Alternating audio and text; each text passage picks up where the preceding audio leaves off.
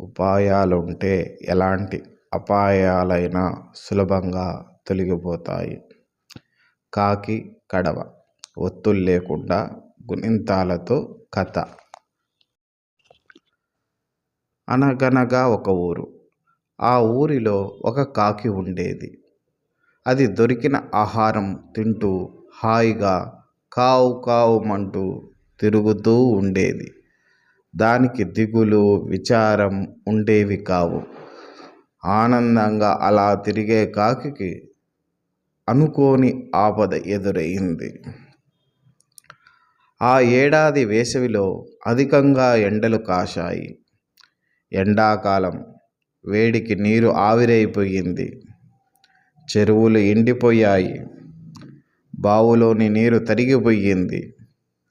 నదులలో కూడా నీరు కనిపించలేదు.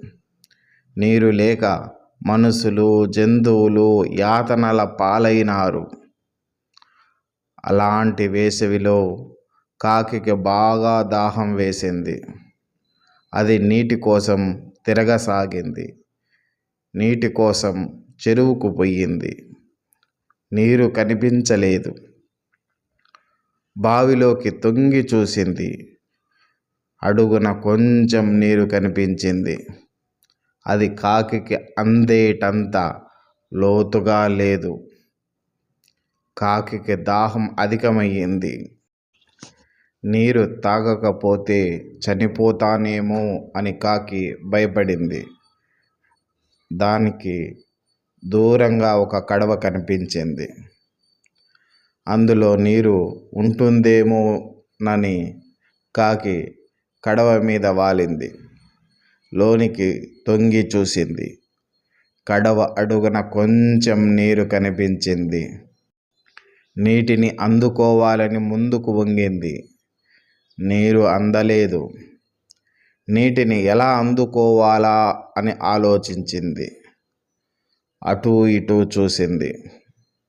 దానికి ఒక గులకరాయి కనిపించింది. దానికి చెంత మరో రాయి. వాటిని చూచిన కాకికి ఒక ఉపాయం తోచింది. కాకి గులకరాయిని నోటితో తీసుకుంది. దానిని కడవలోని నీటిలోకి జారవిడిచింది. రాయి నీటిలో మునిగిపోయింది. కడవలోని నీరు కొంచెం పైకి ఉబికింది. కాకి మరో రాయిని నోటితో కరచుకొని కడవలో వేసింది. అలా రాయి తరువాత మరో రాయి. కాసేపటికి నీరు అంచుల వరకు ఉబికింది. కాకి అంచుల మీద నిలబడి నీటి కోసం కడవలోనికి ముందుకు వంగింది. దానికి నీరు అందింది. అది కడుపు నిండా నీటిని తాగి ఆనందంగా ఎగిరిపోయింది. పిల్లలు, ఈ కథ వలన తెలిసిందేమిటి? ఉపాయాలుంటే ఎలాంటి అపాయాలైనా సులభంగా తొలగిపోతాయి. Please like and subscribe for more videos. Thank you.